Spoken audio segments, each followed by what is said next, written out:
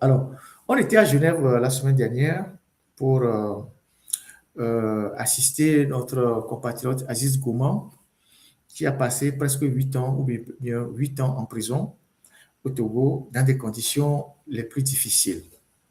Aziz Gouman a été arrêté dans la foulée des événements de 2017 et accusé, comme vous le savez, d'incitation, d'atteinte à la sécurité intérieure de l'État, de machin, machin et tout ça, et a passé les moments difficiles, les moments terribles dans les services de sécurité togolais, torturé. Hein, la torture est devenue un phénomène normal au Togo.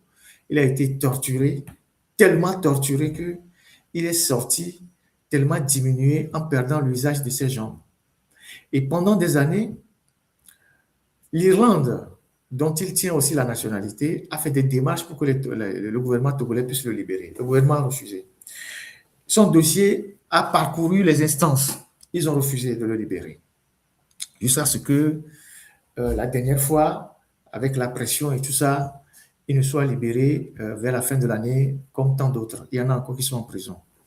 Alors, il a été libéré sous caution et il a fini par quitter le Togo. Je ne vais pas dire comment, mais il a quitté le Togo et il a été récupéré par son pays d'adoption qu'il a évacué. Et donc, il est aujourd'hui à l'extérieur et il est passé à Side Events pour passer son témoignage aux Nations Unies. Ce soir même, il parle sur TV5. Avant-hier, il a parlé sur RFI et il est en train de partager son témoignage avec les institutions onusiennes et il a voulu qu'on vienne l'assister. Il m'a demandé si je peux venir. J'ai dit, il n'y a pas de souci. J'ai pris mon ticket et je me suis rendu à Genève et j'ai retrouvé à Genève d'autres personnes qu'il a invitées aussi. Il a invité M. Christian Pietri, dit la légende, qui a organisé il n'y a pas longtemps un forum et il a invité d'ailleurs Aziz Gouman à venir témoigner lors de ce forum-là. Il y a mademoiselle Solim, dit Fleur Line, qui était aussi là, madame Ameo, et nous nous sommes retrouvés et on ne s'est jamais croisés pour certains, on s'est retrouvés et on a vite sympathisé et on a fait des démarches communes qui étaient de très très bonnes démarches pour ceux qui sont encore en prison, notamment Jean-Paul Omolou. Moi, j'ai fait un petit mémo que j'ai demandé aux gens qui traitent le dossier de Jean-Paul Omolou à Lomé. Donc, j'ai eu un petit mémo sur le cas Omolou, un petit mémo sur le cas Nyakade, un mémo sur le cas des autres prisonniers, les Pachanyasingbe et tout ça, Charles Azumaro. Et donc, M. Christian Pietri aussi, avec Mme Fleurline, était aussi venu avec une compilation de documents. Et donc, nous sommes allés à l'OMCT, où on a beaucoup échangé. L'OMCT qui connaît déjà le problème togolais parce que ses responsables se rendent régulièrement à Lomé. Ouais, on a parlé aussi du dossier de Tayo, je reviendrai tout à l'heure sur le dossier de Tayo. Et on a transmis au cours de ces échanges-là les dossiers de ces prisonniers en demandant à ces organisations d'accentuer le plaidoyer pour qu'on puisse libérer ces gens-là. Et Mme Nyakade particulièrement, je vais revenir sur son cas tout à l'heure, qui est malade, qui a plus de 63 ans, qui est séquestrée dans une pièce à la Cité du Millénium. Je reviendrai sur son cas. Jean-Paul Omolou, qui est en détention préventive depuis plus de 5 ans, qui est dans un état difficile. Et donc, nous avons fait ce travail-là collectivement. Et puis après, on est allé auprès de l'assistante du rapporteur spécial sur le terrorisme. Vous savez qu'il y a des pays qui votent la loi pour lutter contre le terrorisme. Ils utilisent cette loi contre les privés, et contre les civils, contre les journalistes. Ils utilisent la loi contre les activistes. Donc, le Togo fait pareil.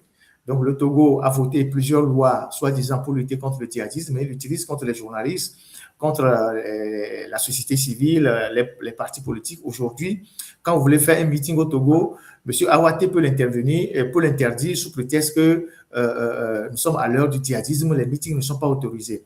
S'il y a une organisation de la société civile qui veut faire une réunion, ils évoquent le terrorisme pour l'interdire. Et donc, on a vu l'assistante du rapporteur chargé du terrorisme et à qui on a transmis nos préoccupations sur le cas du Togo pour qu'il y ait des interpellations urgentes. Et il y a d'autres structures qu'on a rencontrées pendant nos séjours. Et nous avons échangé aussi avec les assistants du rapporteur chargé de la torture, et avec les dames que vous voyez là, qui nous ont accompagnés, et on a fait un travail formidable. Donc, moi, j'ai dû partir le lendemain. M. Christian Petit est resté encore un jour et Mme Fleur Linet est restée 2 jours de plus. Et déjà, tous les contacts qu'on a eus avec les dossiers qu'on a transmis, les contacts et tout ça, on a déjà des retours avec les échanges de mails sur le cas du Togo. Et nous avons évoqué le cas de la torture. La torture qui est devenue un instrument et qui est devenu quelque chose de banal au Togo. On arrête n'importe qui, on le torture au Togo, que ce soit dans les commissariats, dans les brigades de gendarmerie, dans les lieux de détention. On torture à tout va, ce qui est vraiment dangereux pour notre pays. Et donc, on a insisté sur ça. Et donc, on a fait vraiment un très bon boulot. Et Mme Fleur Line, à qui je rends hommage au passage, parce que c'est la première fois que je la vois, et nous avons le devoir d'encourager nos jeunes sœurs qui s'engagent, qui viennent dans l'engagement citoyen. Ça n'a rien de politique, c'est l'engagement citoyen et qui prennent le risque de s'inviter dans le débat public et pour prendre position. C'est une jeune dame qui a tout pour être tranquille. Elle bosse dans une grosse boîte, elle est sur 3 pays, mais elle a trouvé nécessaire de venir pour qu'on assiste à notre frère. Et ce sont des jeunes dames qui sont très lucides. Quand vous discutez avec elle, elle est très lucide sur la situation togolaise. Et ça, c'est encourageant pour les jeunes générations, vous voyez. Et donc, je ne savais même pas qu'elle était jumelle. Bon, je trahis un secret. Elle est jumelle. Et quand je les ai vues, je n'ai pas su qui était Fleur Linet, qui était l'autre.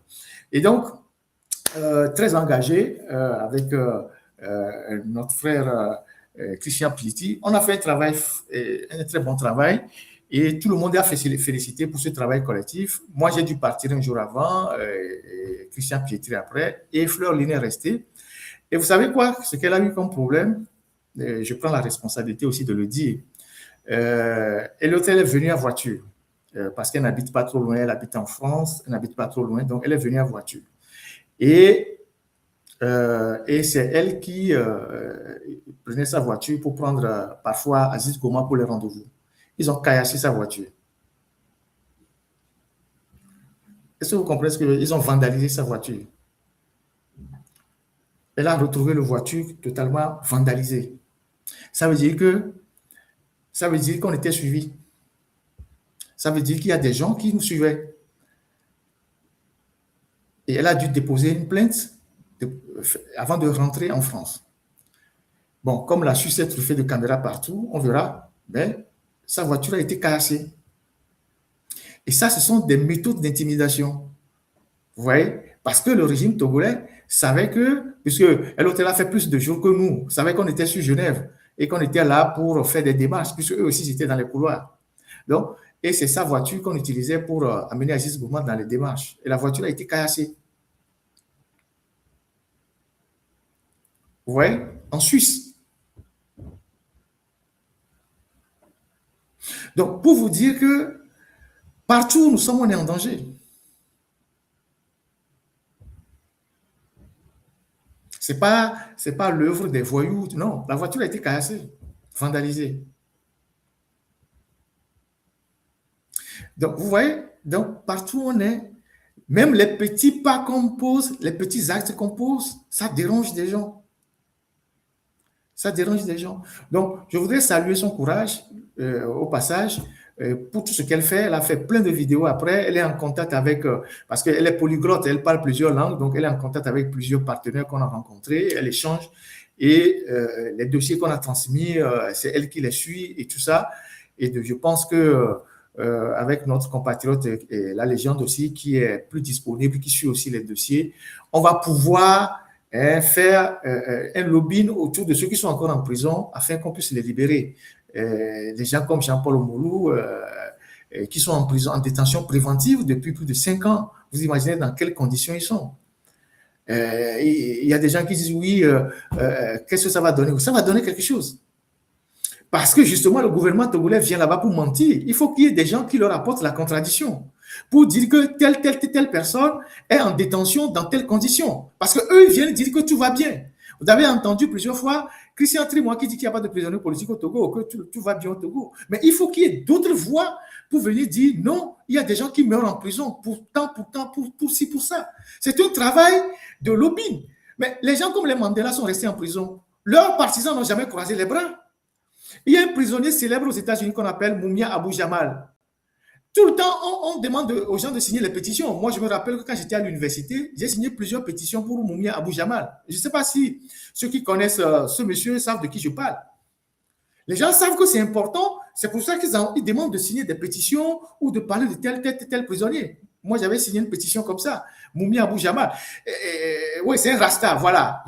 Il est condamné, je ne sais pas, c'est à mort aux États-Unis pour je ne sais pas quoi, mais c'est quelqu'un qui est défendu par plusieurs organisations de la société civile aux États-Unis. Donc, les prisonniers, on ne peut pas les abandonner. Parce que de cette démarche-là, cette démarche que nous faisons ou d'autres personnes font, c'est une manière aussi de leur dire, depuis leur lieu de détention, qu'on ne les a pas abandonnés, qu'on ne va pas les lâcher et que nous continuons de défendre leur cause. Ça ne va peut-être pas donner des résultats tout de suite, mais du fait que leurs cas seront évoqués dans des grandes réunions, ça mettra en difficulté le régime. Et à un moment donné, ils ne finiront pas lâcher du reste. Aujourd'hui, je reviens sur le cas Abu Jamal.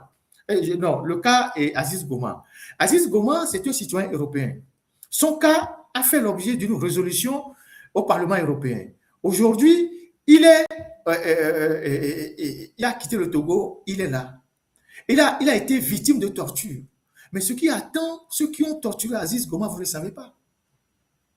Ce qui attend ceux qui ont torturé Aziz Goma, ceux qui sont impliqués dans l'affaire Aziz Goma, vous n'avez aucune idée.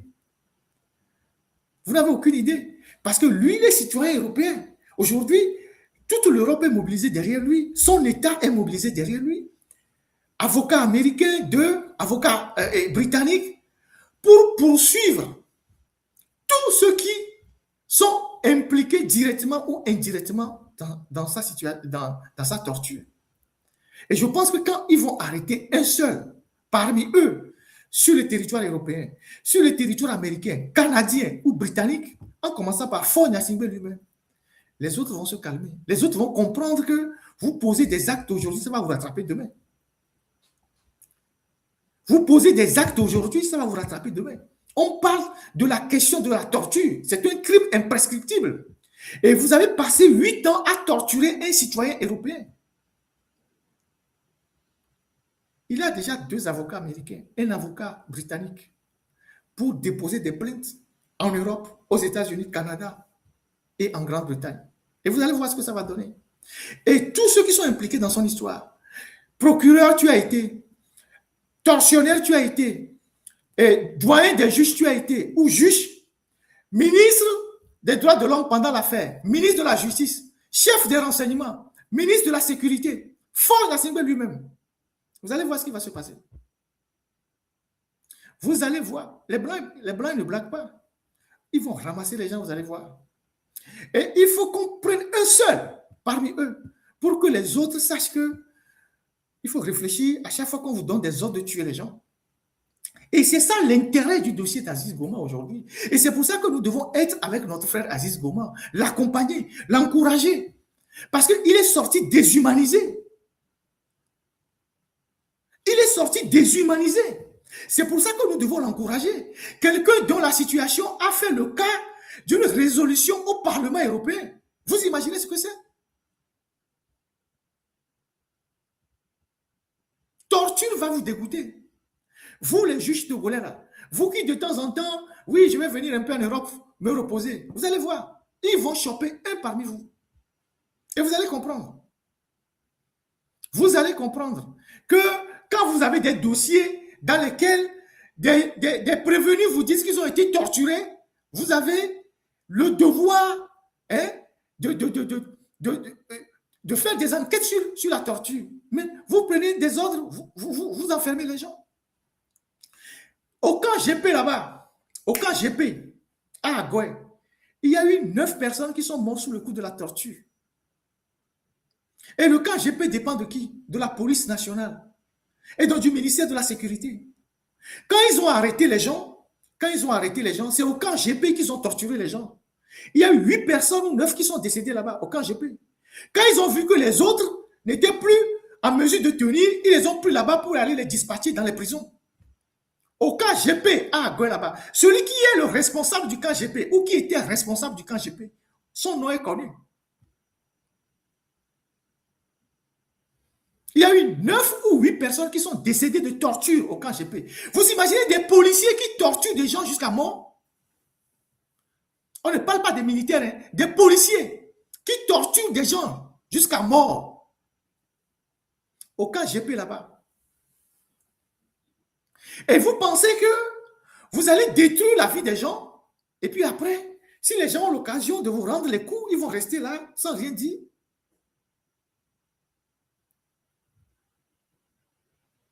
La malchance que vous avez, c'est que Aziz Gouma, il est citoyen européen. Et c'est ça qui est grave pour vous. Il est citoyen européen. Et il a toute la documentation, tout ce qui s'est passé. Le responsable du SRI à l'époque, c'était Kabia. Il doit être à la retraite. Ses adjoints, on les connaît. Le directeur de la gendarmerie à l'époque, il a été torturé, on sait qui c'est. Le ministre de la Sécurité aussi, à l'époque. Le président de la République qui coiffe les renseignements, qui est ministre de la Défense, parce que la gendarmerie est une unité qui dépend du ministère de la Défense aussi. On sait qui c'est. Le ministre des Droits de l'Homme à l'époque, on sait qui c'est. Le ministre de la Justice, on sait qui c'est.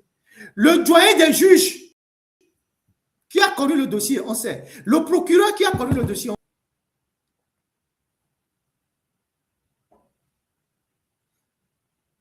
Et donc, continuez par exécuter des ordres et à torturer les gens. Et vos actes vont vous rattraper. Et donc, c'est l'intérêt aujourd'hui qu'il y a à accompagner notre frère Aziz Gouma. C'est pour ça que moi, quand il m'a invité, j'ai pas hésité, je suis allé le soutenir. Et donc, nous avons besoin de le soutenir. Nous devons le soutenir dans sa quête pour la justice. Ce soir, il passera sur TV5. Hier ou avant-hier, il était sur RFI. Il fait d'abord le tour des médias et puis après, avec ses avocats, ils vont enclencher les procédures. Et vous allez voir ce que ça va donner. C'est ça la réalité. Donc, voilà ce que nous sommes allés faire à Genève. Et notre sœur, frère Lynn, elle continue de suivre tout ça, de transmettre les documents et de suivre tout ça. Et donc, on a une pensée pour tous ces gens-là, les Jean-Paul Omolou et tout ça. Et donc, on a parlé aussi de l'humoriste Tayo, que on ne savait pas où est-ce qu'il était en ce moment, où est-ce qu'il était détenu. Et donc, après, on a compris qu'il est détenu à la prison de Kara. Il a été enlevé le 29 décembre 2025 à Kanté, non, 2025 à Kanté, par des individus encagoulés. Et selon les témoignages qu'on a pu graner de part et d'autre, les gens le prenaient pour... non, c'est quelqu'un qui... il faisait de la satire. Hein? Il faisait de la satire pour ceux qui ont fait le théâtre. Vous savez, la formule célèbre, castigare ritendo mores, corriger les mœurs en riant. Donc, il faisait de la satire, juste en dénonçant les faits de société qui puissent permettre aux dirigeants de corriger les choses. Et ça, comme ce qu'a Memavo en train de faire les capsules, ça dérange. Donc, ils ont sauté sur lui un soir, alors qu'il était revenu d'un petit boulot, c'est un coiffeur, il est parti coiffer quelqu'un, il est revenu, il n'avait même pas de quoi manger, il a pris son gari le soir là, il a mis dans l'eau, comme on le fait tous pendant les moments de galère, il a mis le sucre dedans. Le gari n'a même pas encore monté quand les encagoulés ont cassé sa chambre, ils sont tombés sur lui pour l'arrêter. Et je rappelle que c'est un jeune qui a une licence en anglais. Vous imaginez, il a une licence en anglais, faute d'emploi, il est parti apprendre la coiffure. pour pouvoir vivre. Il a une licence en anglais. Vous voyez, il est parti apprendre la coiffure pour pouvoir vivre. Donc, il fait ses petites vidéos sur TikTok et voilà, il n'est pas méchant. Donc, ils sont partis l'attraper. Ils l'ont gardé. Il n'a même pas eu le temps de boire son gari qu'il a mis dans l'eau. Ils l'ont gardé à la gendarmerie de Kara Sud là-bas, une nuit, donc le 29. Le 30, ils l'ont déplacé dans une brigade anti-gang dans un autre quartier de Kara, où il a été soumis à un interrogatoire. On lui a posé des questions. Qui te finance? Qui te donne l'argent pour faire telle vidéo? Ils ont pris son téléphone. Ils ont déverrouillé le téléphone. Ils ont vu quelques numéros étrangers. Bon, il a des cousins ou des cousines à l'étranger qui l'appellent souvent. Rien de grave. Ils n'ont rien trouvé de grave. Ils ont fouillé son numéro et tout ça. Et qui te donne l'argent? Qui t'envoie pour faire ci, tout ça? Pourquoi tu fais des vidéos pour demander la libération de Mme Niakate? Quelle relation tu as avec le M66? Comment tu connais celui-ci? C'est les questions qu'on lui a posées. Et puis, on a fait un premier PV dans cette brigade-là, anti-gang. Ils étaient enfermés dans une cellule totalement nue. C'est-à-dire, il n'y a même pas de slip. Totalement nu. Tu es totalement nu, quoi, avec tous les organes dehors. Ça, c'est le Togo, hein. Ça, c'est aussi les violations des droits de l'homme.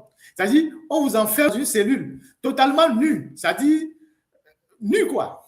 Même sans slip. Hein, tu es nu comme ça. Vous faites les besoins. Là-bas, il y a un pot là-bas, vous faites les besoins. Et puis le matin, vous portez je ne sais pas comment dire, vous portez la culotte pour sortir l'urine et les caca pour aller jeter. Ça, c'est au Togo, hein, 2026. Donc, à la merci, bien sûr, des moustiques et tout ça. Et donc, il est resté là-bas au moins plusieurs jours. Donc, il y a un gendarme qui est arrivé pour l'interroger, lui poser des questions et tout, et tout. Comment tu connais celui-ci? Comment tu connais celui-ci? Et puis après, on lui demande, oui, pourquoi tu critiques je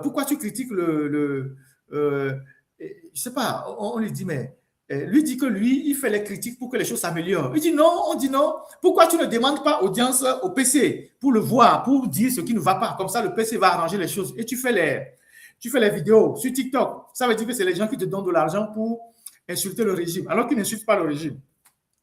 Après, on lui demande quel problème tu as avec le monsieur qui est à Safer. Il y a un monsieur qui est à Safer, qui est de Kanté. Visiblement, Tayo aurait fait une vidéo dans laquelle il a interpellé ce monsieur après que l'inspection générale de l'État ait fait un rapport pour dire qu'on emploie beaucoup de faux diplômés à Safer. Donc, il a fait une vidéo pour interpeller ce monsieur et lui dire aussi pourquoi ils n'investissent pas chez eux à Kanté, qu'il y a la pauvreté à Kanté. Donc, on lui demande quel problème tu as avec le directeur de Safer, monsieur le DG de Safer. Visiblement, c'est par vous qu'on est passé pour arrêter le monsieur Tayo. Mais si vous ne le libérez pas, on sait comment vous gérez la Safer de façon catastrophique. Nous allons tomber sur vous, grave.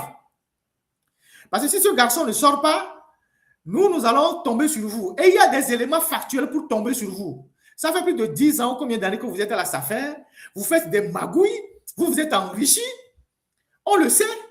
Mais maintenant, on va mettre les projecteurs sur vous. Vous voyez? C'est ce qu'on va faire. Parce que, visiblement, au-delà de ce qu'on reproche à M. Tayo, c'est votre plainte qui a entraîné son arrestation. Donc, ils sont venus l'arrêter à Kanté, ils l'ont encagoulé. Et ils l'ont amené à Kara. Et quand on devait le déplacer de la gendarmerie qui est de l'autre côté vers le campus, vers la brigade anti-gang, ils ont encore mis les cagoules. Donc, ils ne savaient pas là où on l'amenait. Vous voyez? Et donc, après, ils ont fait un premier PV. Quand le PV là ne les arrangeait pas, ils ont fait un deuxième PV. Et ils ne l'ont même pas permis de signer de lire le PV, non, de signer. Il a signé le PV. Et puis, ils sont partis le jeter en prison civile de Kara. Donc, après, il y a un juge d'instruction qui est venu l'écouter et qui lui dit que, bon, voilà les chefs d'accusation, outrage à l'autorité, incitation à la rébellion ou à la révolte, atteinte à la sûreté intérieure de l'État. Ça existe toujours. C'est-à-dire, tu fais une petite vidéo pour dire qu'il n'y a pas de l'eau dans ton village. Quand on t'amène chez le procureur vient le juge d'instruction dit c'est atteinte à la sûreté intérieure de l'État. Donc, quand il n'y a pas de l'eau chez moi, c'est une atteinte à la sûreté intérieure de l'État si je dénonce ça. Donc, atteinte à la sûreté intérieure de l'État, machin, et puis ils l'ont foutu en prison. Ces parents qui n'ont pas de moyens font des démarches, ils sont allés voir le procureur de Kanté.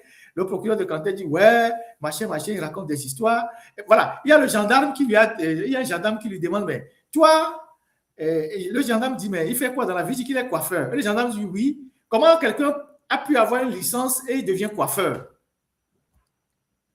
Que c'est un fou. Que c'est un voyou, c'est un fou.